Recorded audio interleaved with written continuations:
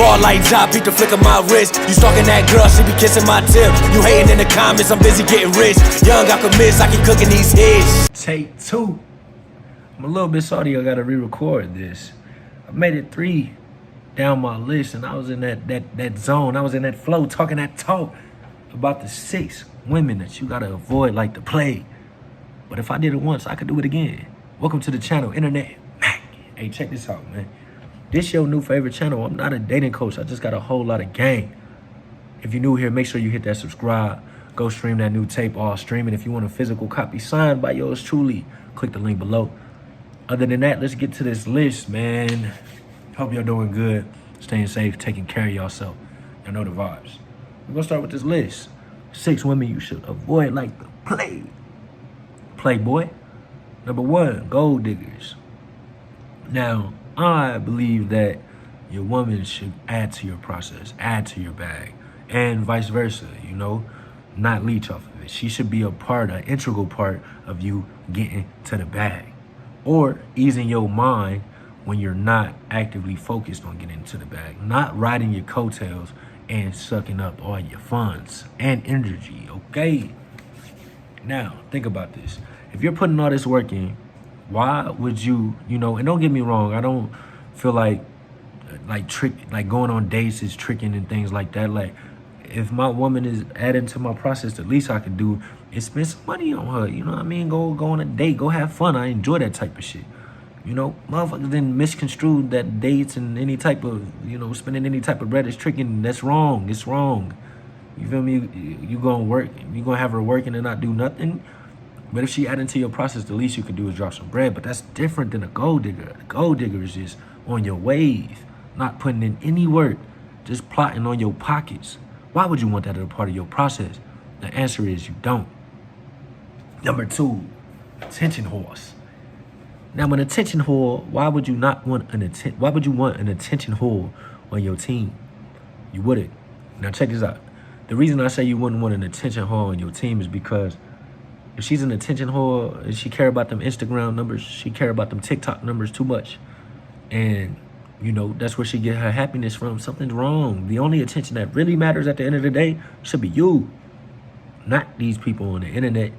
If she don't get 100 comments on her post and she's unhappy for the whole day, why would you want that on your team? The only person whose attention should matter is yours, my boy. Think about that. Unless we talk about that OnlyFans, you feel me? But that's some player shit. That's advanced, you feel me? If she talking about converting that attention to dollars and it's adding to y'all's businesses and y'all process, that's another thing. But if she just doing that just to get off from, all the thirst, man, pack her ass up like Among Us. Number 3, them first 2 is a little lighthearted. We're gonna get to the nitty gritty. Emotionally damaged women. Now, it's some real talk. I done been through these situations. I'm not just talking. I ain't just making this shit up.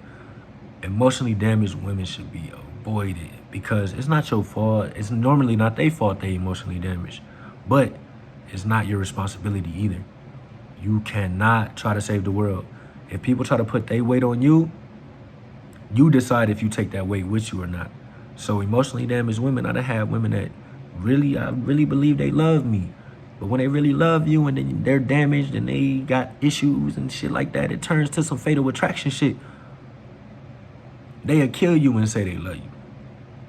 They'll try to set you up and lie to the police and say it's because they love you. Shit I done been through. Why would you want that? That's the type of shit that on a bad day can end your life or take your freedom. Or why? If you can control that and you see the red flags and the signs, why would you stick through that? The answer is logical, hustling ass, motivated ass man would not. So pack her up too. And actually pack her up first. Don't even let the emotional shit get this far. Once you start seeing them red flags, get out of there ASAP, okay? It's not worth it. She's not gonna change in most cases, and move on to the next. The infinity mindset lets you know. The infinity mentality lets you know that there's more women out there, bro. Don't. Because her weight is gonna get on you, and you're gonna be carrying that shit every day. And you don't wanna do that. Pack her ass up. Number 4, schemers. If you around a woman and you just could just see she's She be scheming and plotting on people, and when y'all talk about shit, she's trying to set other motherfuckers up, and you just like, damn, you a little too quick to do that. That is a red flag, my boy. Now, there's some real street shit. Like, this woman talking about setting any type of person up on some real, like, serious shit. I ain't gonna say the specifics, but if she's willing to do that to other people, who's to say that she wouldn't change on you? How can you trust somebody when you can see how fast they are willing to snake somebody, right? Be careful with that, because like I said, the love can always shift to another person. And if you aren't the one that's loved, and she, you know, is a schemer, you would be the victim just as fast as you was the one that was helping her with the scheme. Now, a lot of people let that coochie blind them, and they don't even think that deeply about it and realize, like, if she's willing to go behind such and such back to be with me, why would she not do the same to me? Think about that. Schemers, red flags, that's how you get set up and dropped and robbed, and you know what I mean? Things like that. That's a red flag. Pay attention to shit like that. That's number 4. Number 5, quick to get married, bruh. If a woman like base her whole happiness on that ring, bruh, and she's strong about it and aggressive about it and really push it about it, man, you feel me? I'm not saying don't be what AMS call it, purple pill, where you get a wife and shit, but let it be organic. If she is not gonna be with you at all unless she get a ring, avoid that, bruh.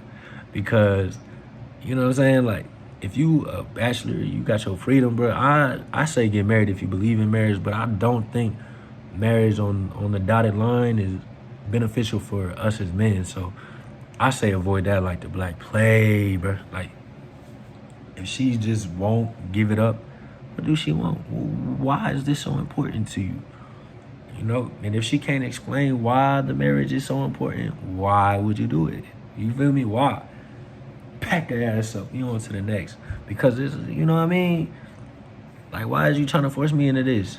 We got freedom. Unless you got, I mean, even if you got babies and stuff, but if you a single bachelor, no kids, you know, you rubbing up, you wearing your protection, you're free. Stay free, okay? Stay away from the commitment long term, bro. Like, I'm not saying, like, don't ever commit, but stay away from things that are going to tie you down for an extended period of time while you're young. And if she's not understanding that you're not ready to get married, pack her ass up. Last but not least, liars. And it's kind of like the scheming shit, bro. Your woman's supposed to be a part of your process. She's supposed to be a part of your team. Internet's macking.